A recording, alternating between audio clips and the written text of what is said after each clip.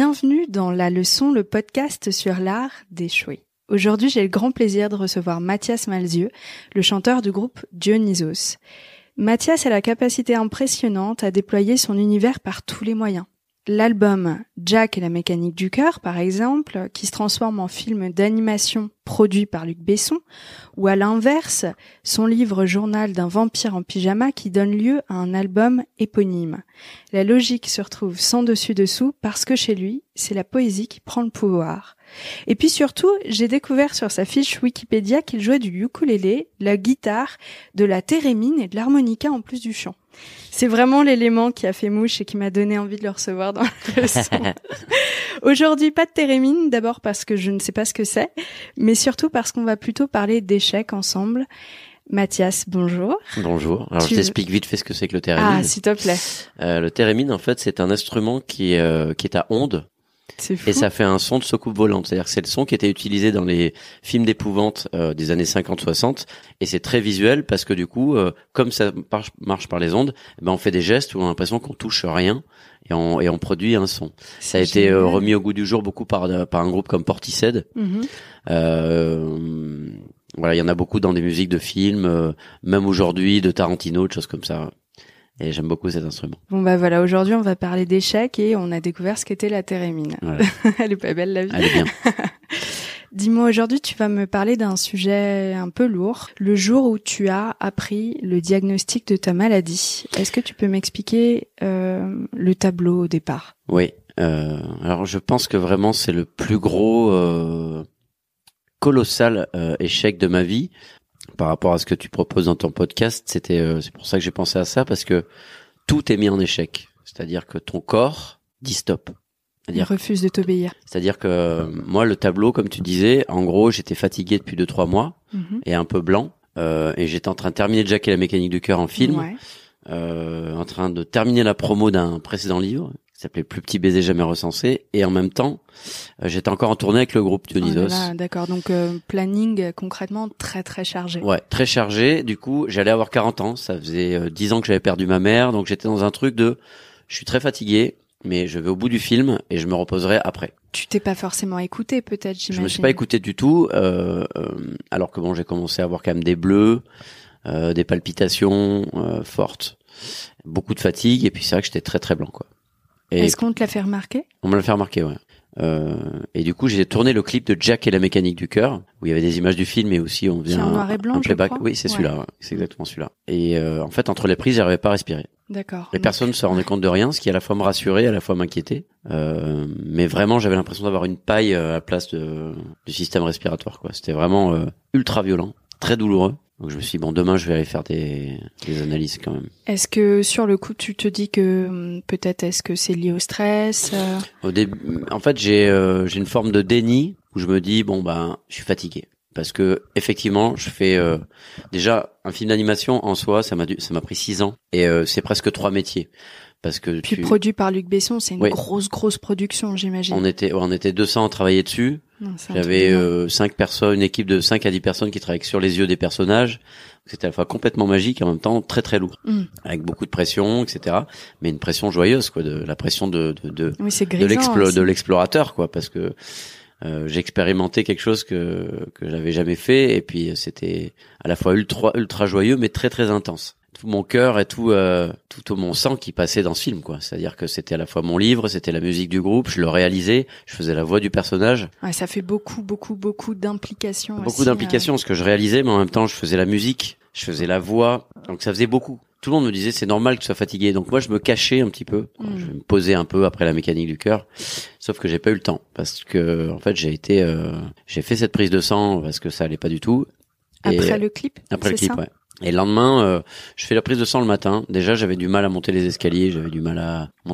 C'était l'Alpe d'Huez, quoi. J'avais hyper essoufflé, la douche, soulever le bras. Et alors que j'allais partir pour faire le montage du clip, j'ai un coup de téléphone du laboratoire qui me dit écoutez, on a vos premiers résultats de globules rouges. Il faut que vous alliez vous faire transfuser en urgence. Qu'est-ce qui se passe dans ton cerveau là, en fait, je comprends pas trop et j'ai encore l'élan du déni qui me protège encore un peu. je sens une ombre qui arrive, quoi, de pas cool du tout. Ouais. Mais je fais bon bah ok, j'irai peut-être demain parce que là je vais partir faire le montage mon clip. Ah oui, d'accord. Ok. Et là le médecin me dit non, faut pas dramatiser. Vous posez tout. Mais là vous posez tout parce que en gros vous devrez avoir entre 14 et 17, c'est le chiffre pour avoir une hémoglobine normale, les globules rouges. Les globules rouges, c'est ce qui nous amène l'oxygène dans le sang, qui nous permet aux muscles. Ce qui est donc très légèrement important pour c'est primordial. la survie. C'est le sang en fait, c'est pour ça que le sang est rouge. Enfin c'est donc à partir de 12, on est considéré anémié. Les gens consultent quand ils ont une baisse entre 8 et 9. En dessous de 8, on transfuse en urgence. Vous avez 3,4. Oh mon Dieu. Plus d'oxygène. Donc et puis il y a, qu'est-ce que je veux dire, tu devais faire des efforts monumentaux parce que l'oxygène. Mais mon corps s'est habitué. Quoi. Mon corps s'est habitué. Mais j'étais en risque crise cardiaque et AVC maximal, genre alerte rouge. Et la veille, j'ai chanté 35 fois la chanson en faisant des sauts.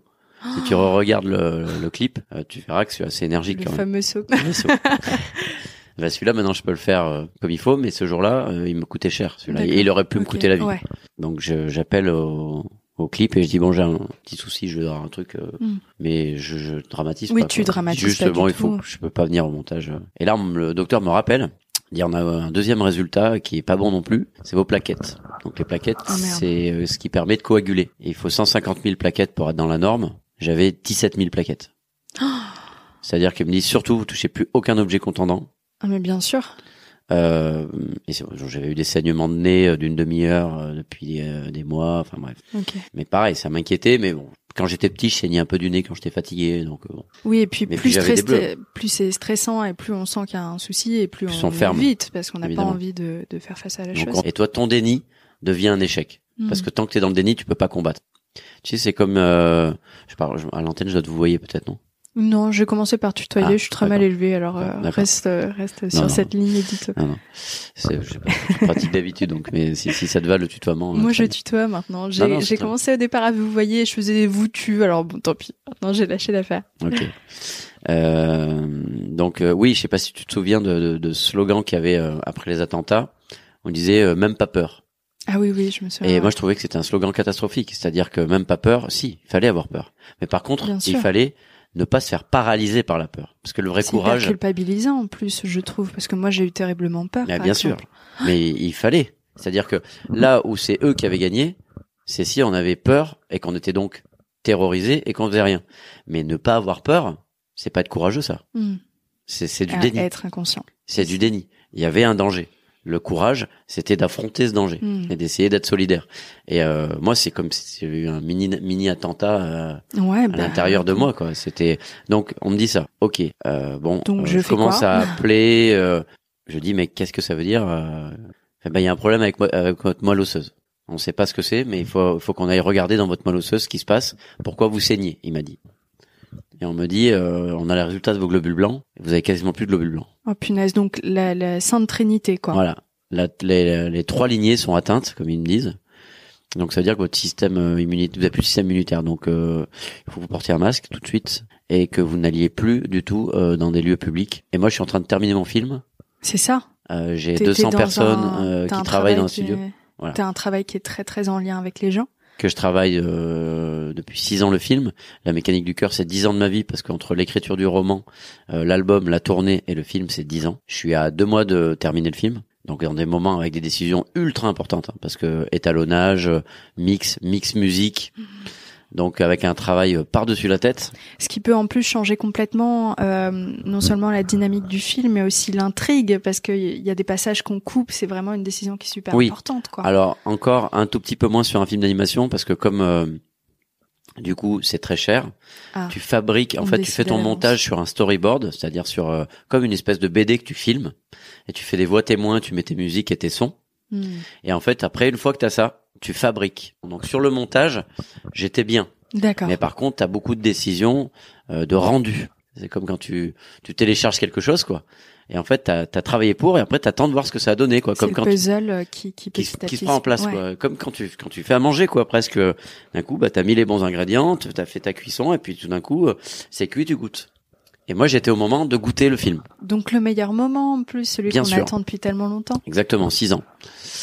6 ans. Mais bon, là, j'ai commencé à appeler un ami docteur qui m'a dit Je dis bah voilà, j'ai ça, ils m'ont dit ça et j'ai ça comme résultat. Il m'a dit bon bah non, tu vas aux urgences tout de suite. C'est assez fou de penser que le premier médecin t'a dit porter un masque et éviter les foules, alors que ton ami, lui, honnête, qui te connaît, te dit non mais en fait va tout de suite aux urgences et ne traîne pas. La différence entre les deux est énorme. Non mais lui aussi m'avait dit d'y aller, mais il m'avait dit mais par contre vous mettez tout de suite un masque pour aussi y aller. D'accord. Et vous faites plus rien d'autre quoi. Ouais. Vous allez, les deux m'ont dit d'y aller vraiment à fond. D'accord. Mais moi l'autre je l'avais jamais entendu. Toi t'espérais qu'on te dise non t'inquiète ça pas. va, ils exagèrent. Finis ton clip au moins, tu verras lundi. C'était le week-end du 11 novembre en plus. Oh punaise. Donc c'est du coup tu verras mardi. Tu vois, moi j'espérais ça. C'est le bon moment pour. Au moins je pouvais finir mon clip, être sur le montage du clip, me reposer un jour ou deux et aller voir les médecins le mardi quoi. Ok. Et ils m'ont tous dit non, maintenant, tout de suite. Et là, j'arrive avec mes examens et t'as ce truc dans la salle d'attente des urgences. Vous êtes en état, un problème, vous risquez d'attendre des heures.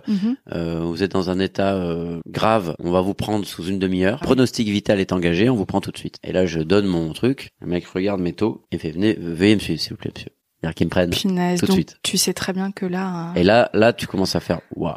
Et là derrière, tu vois qu'il y a plein de mecs qui arrivent. Tout le monde met des masques, commence à mettre des trucs, des patchs, punaise. des trucs de partout. Là, c'est vraiment un épisode de Grey's Anatomy, comme on peut en voir avec le truc à... Ouais, là, c'est vraiment ça. C'est-à-dire que je suis dans un couloir à attendre et à côté, c'est la cour des miracles. Hein. C'est-à-dire qu'il y a une vieille dame à côté sur un fauteuil roulant qui a ses bras et ses jambes et qui fait « Je suis amputé !» toutes les 2 secondes. Moi, je suis là dans un fauteuil et après, alors on va vous amener en hématologie. Alors j'ai hématologie parce que moi j'ai écrit un livre qui s'appelle Métamorphose en bord de ciel avec l'histoire du plus mauvais cascadeur de tous les temps qui devient de plus en plus connu parce qu'il tombe toujours de plus en plus haut et il se fait mal et un jour à force de se faire mal se retrouve à l'hôpital. À l'hôpital on lui retrouve une maladie grave et il se retrouve en chambre stérile. Ça j'ai écrit 3 ans avant. Ok. Et le personnage je l'avais appelé Tom Hématome Cloudman. Et là on me dit on vous amène en hématologie. Oh putain c'est brancard. Je fais non mais je peux marcher. Je fais non on nous a dit que c'est très bizarre en plus parce que toi t'es là en train de remplir ta petite fiche avec marqué pronostic vital engagé. Enfin concrètement c'est fou. Tout est fou parce que du coup il y a une autre mise en échec, c'est-à-dire que tout ce qui d'habitude me porte et me sauve, c'est-à-dire par exemple d'avoir écrit des livres et des chansons, après avoir perdu ma mère, m'être inventé un ami imaginaire qui a été cet ami imaginaire, c'était un géant de 150 ans qui venait m'aider. Quand je l'ai pris à la naissance, ensuite pour le livre d'après, ça a donné la mécanique du cœur, le fameux Jack de la mécanique du cœur. C'est l'ami imaginaire de quand j'ai perdu ma mère, mais qui avait 150 ans de plus. Et là, je me retrouve donc dans cette situation où je me rends compte que le précédent livre que j'ai écrit, en fait, raconte ce qui m'arrive maintenant. C'est effrayant. C'est-à-dire qu'en fait, du coup, sur le moment, je me dis, putain, même ça, c'est pourri, quoi. Même mes livres, mes histoires, mon imagination, et ben là en fait c'est même ça marche plus. C'est-à-dire qu'avant ça m'a pas sauvé, ça n'a pas fait revenir ma mère. C'est pas comme si j'ai dû vivre sans un bras, mais j'ai appris à vivre bien sans ce bras. Et là on me dit en gros ta prothèse, ton cœur en bois, ton truc il marche pas, regarde. Tu l'avais écrit toi-même. Oh, et puis c'est du ironie noire terrible. Et ça en fait, je pense à tout ça quand on m'amène en fauteuil roulant dans un truc qui ressemble à une centrale nucléaire, parce qu'en fait c'est l'unité stérile et on rentre dans un truc avec un sas et il y a une porte qui fait et après t'entends plus rien. Et là t'es là. Et 3/4 d'heure, 1 heure avant, j'étais encore en fait avec mon jean slim à me préparer à partir pour faire le montage du clip. Et là, je me retrouve là avec une blouse de malade de vieux que je veux pas mettre. Je veux pas me mettre dans le lit. Je suis comme ça. Et puis là pour le coup, c'est vraiment le temps qui s'arrête. Toi qui a été influencé par ça. Là le temps s'arrête. Enfin en tout cas, il y a un espace-temps qui s'arrête et le temps continue par la fenêtre de l'hôpital. Mais là où je suis, on m'amène un plateau. Je fais non mais je mangerai chez moi. Non, je pense que vous allez dormir là, monsieur. Donc faudrait que vous mangiez. Et je veux pas quoi moi. Tu te rattaches à ça? Est-ce que c'est même plus du dîner, j'imagine que tu te rattaches à ça pour te donner de la force et te dire je vais me relever. Exactement. Et là arrive un truc ultra traumatisant, c'est l'examen de la moelle osseuse. L'examen de la moelle osseuse. C'est d'une douleur pas possible, non? C'est terrible. Je crois que moi je suis hypocondriaque level expert. Ouais, donc je suis en train de vous angoisser, de t'angoisser. Non mais je revois cette scène de l'exorciste, le vieux, tu vois, tu l'as Ouais, vu bien ou sûr, pas? bien sûr. Bah, bien sûr. Ça a traumatisé mon enfance, cette scène-là, et j'en faisais des cauchemars, et je crois que c'est ce dont tu es en train de parler. Je me trompe? Voilà, c'est ça, ouais. D'accord, ok. C'est exactement ça. Et je sais pas ce qu'ils me font. Ah, il t'explique pas en plus. Qui aussi que c'est pour la moelle osseuse, hein, mais il t'explique. Oui, mais Ils vont c'est faire un geste un peu désagréable. Oh, putain. Et en fait, ils te plantent un truc. L'impression que t'as des poumons qui vont s'arracher. Enfin, c'est. Puis il y a rien de pire que de faire sans qu'on t'explique. Enfin, moi j'ai besoin qu'on me dise étape par étape ce qu'on va faire, quoi. Non, mais ils ont été bien. C'est juste que moi, j'étais pas prêt à recevoir ça. Et physiquement et mentalement. Donc c'est pas de leur faute. Ils ont été très bienveillants et explicatifs, mais c'est tellement surréaliste. Je viens d'arriver dans ce truc, et d'un coup t'as des infirmières masquées qui arrivent avec des trucs sur des plateaux avec des aiguilles. L'impression que tu vas te faire, que t'as un poisson qui est embroché là. Ouais, c'est la péridurale du cœur, quoi. Ah ouais. Et là c'est bam comme ça, un truc en plein truc. Et ils t'enlèvent du coup du sang, une carotte d'os, du sternum. Et il te le découpe comme des radis, là, il te le montre. Et heureusement que t'as mangé avant, parce que franchement, après ça, tu ne manges plus, je pense. Bah, surtout que t'as l'impression de devenir une espèce de truc de laboratoire, quoi. Ouais. Et ils disent, oula, il est transparent, votre sang. Bah oui, j'ai pas beaucoup de globules rouges. Donc, direct, ils me mettent sous perfusion et sous transfusion. C'est-à-dire que globules rouges, plaquettes, globules blancs, on peut pas les transfuser. Piqûre pour booster les globules blancs, EPO comme les sportifs qui se dopent. Donc je me transforme en Richard Virenque en quelques secondes. Et plein d'autres.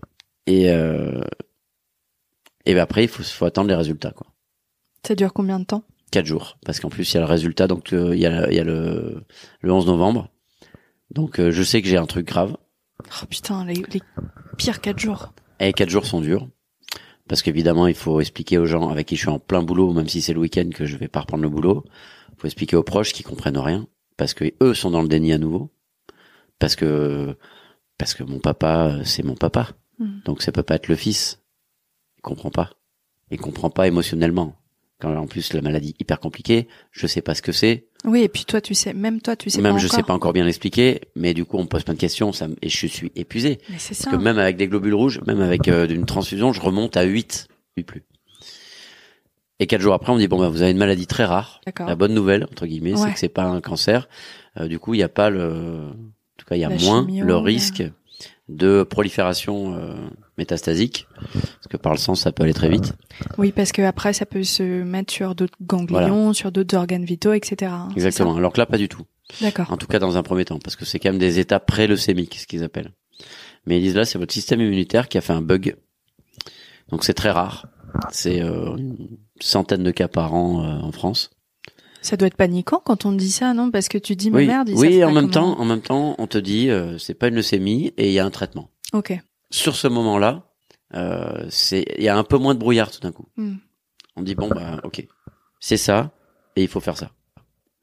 Donc, donc là, ça te structure un tout petit peu. Ouais. C'est très dur, mais ça te structure un petit peu. Donc ça s'appelle une aplasie médulaire. C'est le système immunitaire qui a confondu tout d'un coup, on sait pas pourquoi, ma moelle osseuse avec un virus. Qui fait que dès qu'elle fabrique des globules rouges, des plaquettes ou des globules blancs, paf, elle attaque comme un virus et je m'auto-détruis. Donc c'est moi-même qui me détruis. Donc c'est une maladie auto-immune. Ouais, c'est ça. C'est toi contre toi en plus. C'est moi contre moi. Et en plus, film sur lequel je travaille depuis 6 ans, je vais pas pouvoir le finir, peut-être pas pour faire la promo. Il y avait un concert organisé au Grand Rex qui était un de mes rêves. Au Grand Rex, où on faisait l'avant-première du film et puis derrière on jouait avec le groupe les morceaux du film. Enfin, c'était. Et on m'interdit tout ça, quoi. Tout ça est volé, tout ça est disparu, et je suis dans une chambre d'hôpital. Et avec des transfusions, et les gens qui me parlent derrière un masque et derrière un sas, et qui se lavent les mains avant de me toucher, quoi. Un deuxième effet qui se coule, c'est quand on te dit, bon bah, c'est une maladie grave, c'est pas une leucémie, mais par contre, il va falloir vous greffer. Et que là, donc on essaye, donc le premier truc, c'est on essaye dans la fratrie, donc ma sœur, a une chance sur 4 d'être compatible. Et on fait l'essai, nouvel échec. Ça ne fonctionne pas. Ma sœur n'est pas compatible. Donc ensuite, tu passes à une chance pour 1 million de trouver un donneur.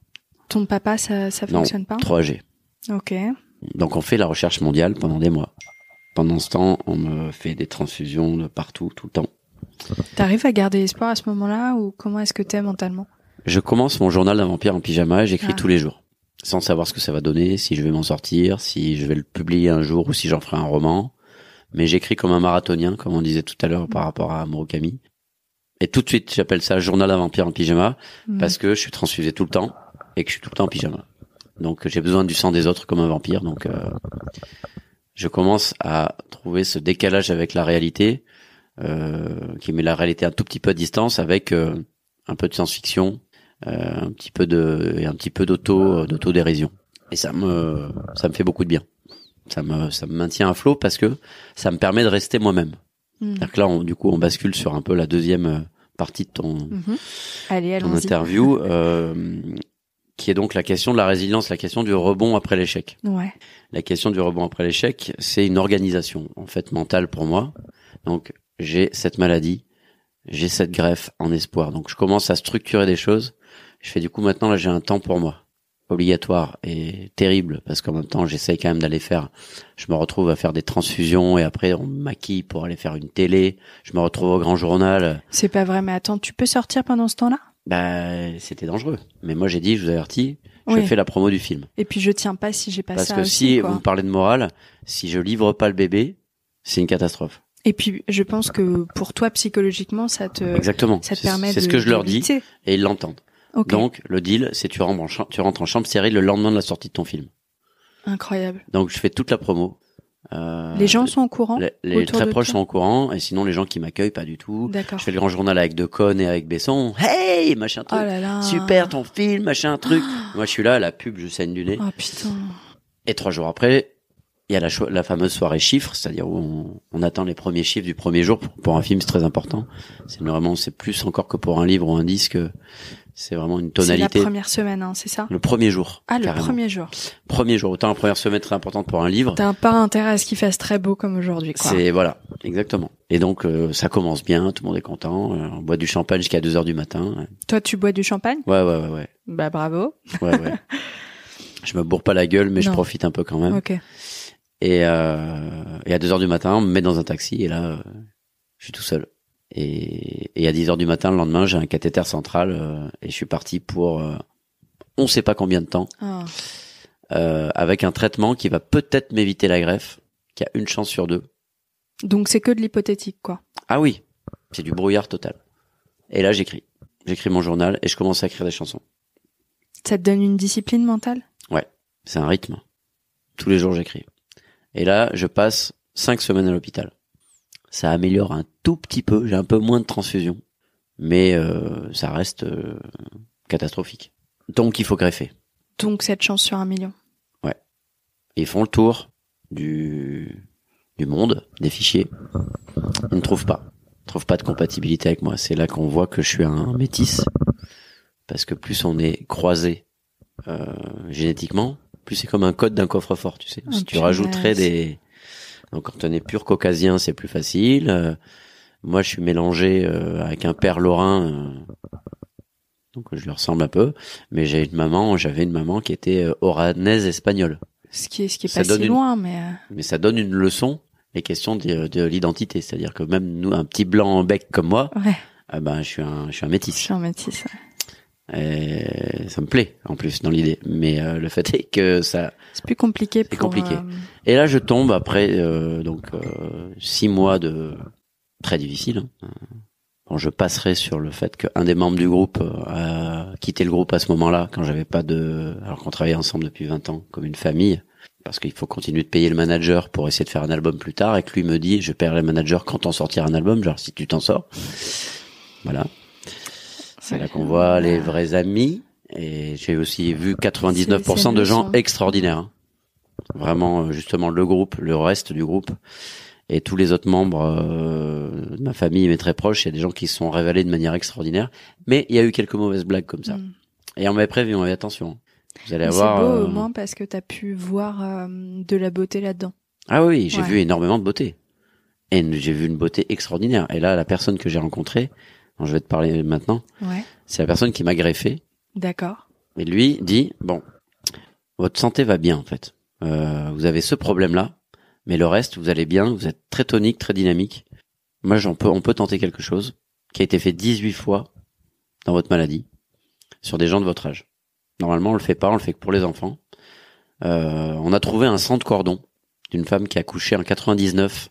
Ça, je le saurai plus tard, mais là, elle me le dit pas sur le moment, mais en 99 à Düsseldorf, qui, quand elle a accouché, a gardé son sang de cordon, et l'a fait conserver dans l'azote liquide à moins 120 degrés. C'est incroyable. Enfin, qui a cette idée-là de faire C'est ça? proposé dans certaines cliniques quand ils ont de quoi stocker. Parce que, évidemment, stocker ces cordons, ces cellules, ça coûte cher. Ça coûte cher, ouais. Et donc, on a trouvé quelqu'un en Allemagne.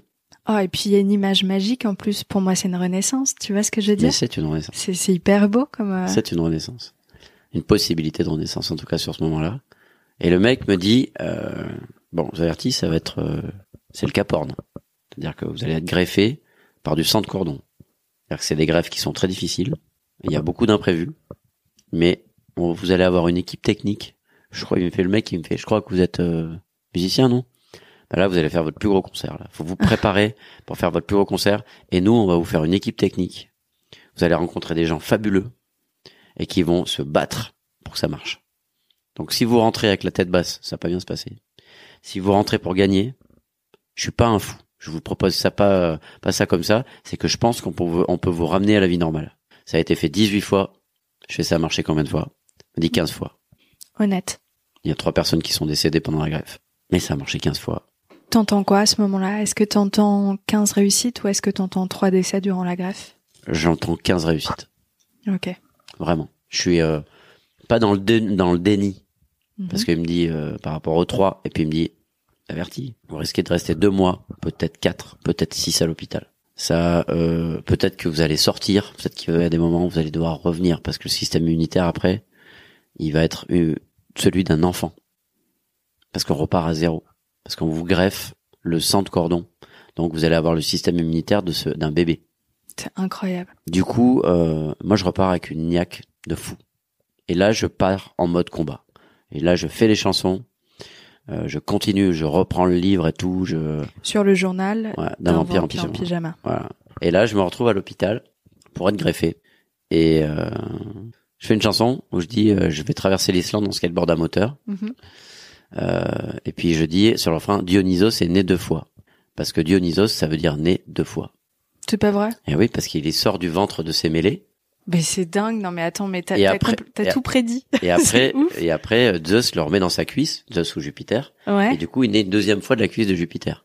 Parce que moi, bon, Dionysos, ok, l'ivresse, le vin, ça me parle, tu vois, mais je savais pas cette partie-là. Dionysos, né 2 fois.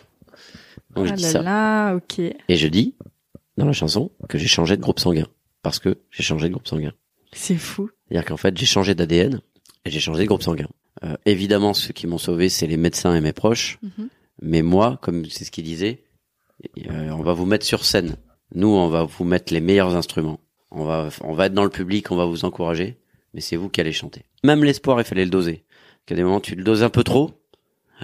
Tu vois, et tout le monde autour, ça va mieux, ça va, un truc, et après, paf, tu sais, t'as des moments de marée haute, de marée basse, de vent contraire. C'est pas un long fleuve tranquille, moi, quoi. Quand j'ai la greffe. commencé à apprendre à conduire, quoi. C'est difficile, quoi. Il y a des moments difficiles, de gros temps, comme ils disent. Et alors, ta leçon, toi, de tout ça? En fait, il faut arriver à rester soi-même dans toutes les situations. Parce que je crois que c'est un des éléments qui m'a sauvé. C'est-à-dire que j'ai refusé de porter le pyjama, machin. Le matin, je me levais, je m'habillais. Je prenais mon petit déjeuner devant mon ordinateur. À part les jours où j'étais très mal. Il y a des jours où j'étais très mal. Où je le faisais pas. Mais tous les jours où je pouvais, j'écrivais, je jouais de la musique. Je faisais mon vélo. Discipline. Tous les jours. Et du coup, j'étais pas juste un malade ou un greffé. J'étais toujours un raconteur d'histoire. Alors, il n'y a pas de règle. Je dis pas aux gens, si vous avez un problème, écrivez. Il y en a, ils vont se sauver en regardant des matchs de foot. Ou en tricotant. Ou en tricotant en regardant des matchs de foot. Exactement. D'ailleurs. Ou en tricotant des maillots de foot. Mais en tout cas. Ça, c'est pas recommandé, pas. Non, pour les équipes du nord de l'Islande, ça peut être intéressant. Mais c'est ça, en fait. Ce que je retiens, c'est que ça a été très important. Parce que du coup, t'es avalé. On te met un bracelet d'hôpital. Un truc. Au bout de 3 jours, tu commences à marcher un peu au ralenti. Et tu deviens. Dit toujours quoi faire. Tu t'es complètement, et tu te perds, en fait. En fait, moi, Le truc, ça a été le fait de pouvoir écrire, de me dire, je tiens mon journal. C'était vraiment un journal de bord, de tempête, quoi. Mais tous les jours, même si je me prenais des fois bah vous allez peut-être sortir dans 10 jours. Ah bah non, les globules blancs ont rebaissé, je pense que là on sait plus trop. Ah ouais, d'accord. Okay. C'est en fait, j'étais comme un otage, c'est-à-dire que on savait pas quand est-ce que j'allais sortir et si j'allais sortir. La grosse différence avec un otage, c'est que par contre les gens qui étaient avec moi s'occupaient de moi merveilleusement et que je passerai ma vie à les remercier parce que c'est des gens extraordinaires à mon échelle et à ce qu'ils font au jour le jour. Je suis impressionné pour toujours par les infirmières, par le personnel soignant de ces services-là. Et non seulement, moi, quand je t'entends, non seulement je me dis, il a essayé de rester lui-même et il a essayé de trouver la liberté là où il pouvait la prendre parce que on décidait pour toi de tout, t'étais dans une chambre stérile et rien qu'en remettant tes vêtements, tu reprenais un peu ton destin et tu choisissais, quoi. Exactement. Et puis d'écrire. Parce que là, c'était un arpent de liberté. D'où la question hyper importante de l'imagination.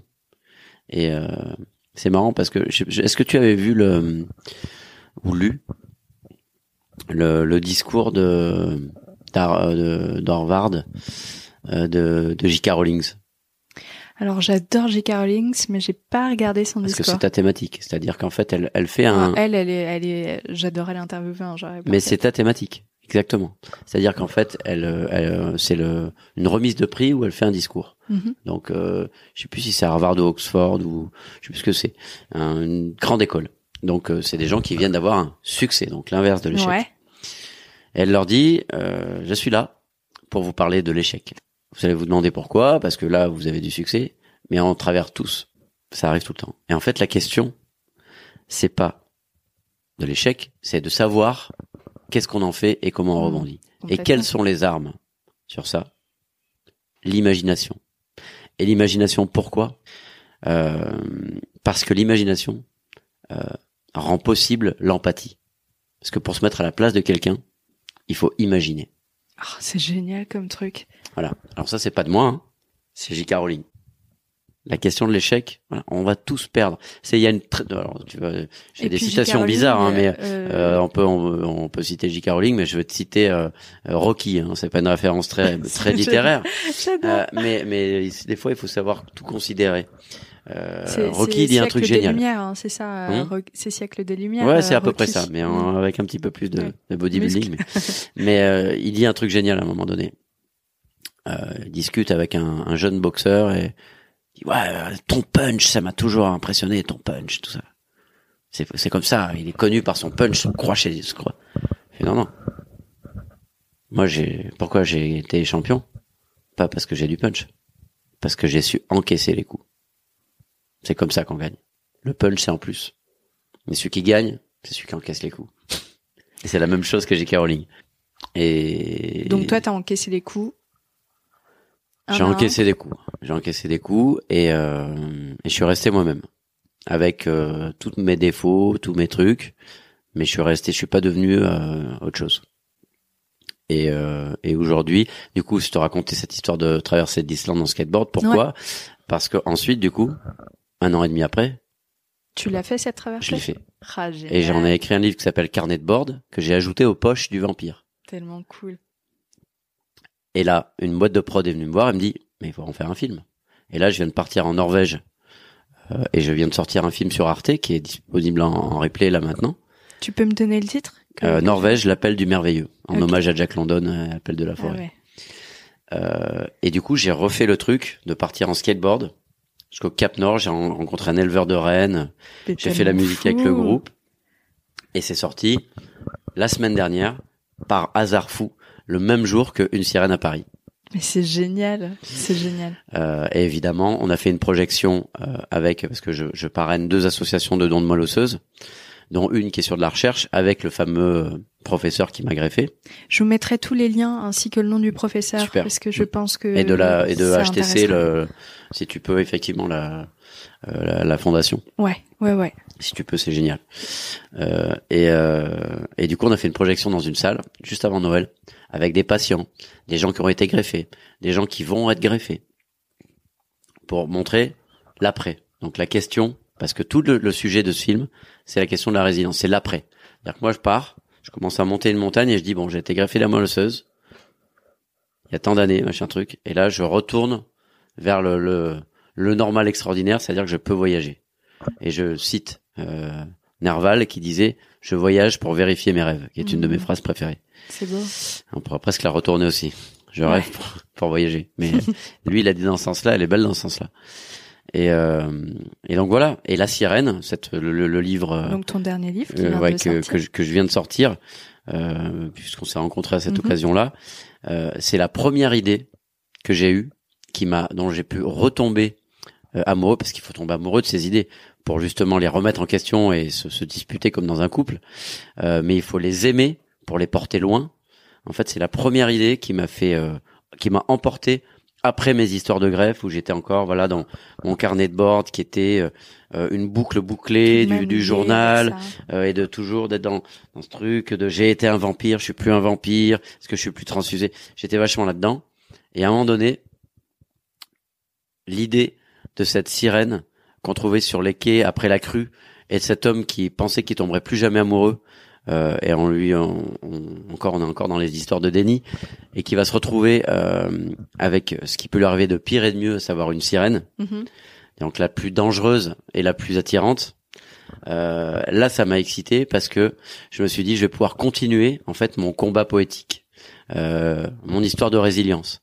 Je vais être sur quelqu'un qui va faire un parcours, sauf qu'au lieu d'être sur les histoires de combat contre la maladie, de choses comme ça, je vais le mettre sur les questions de l'amour et de la vie comme une aventure. Et puis c'est plus totalement toi maintenant. Mais c'est plus tout à fait moi. Effectivement, je reprends une distance et je regagne les joies du romancier. C'est-à-dire que je suis plus dans le récit. Donc je peux faire quelque chose comme ça. Mais j'ai mis en place toutes les choses. Là, on fait une petite chasse au trésor aujourd'hui. Alors pas l'aujourd'hui où on se parle.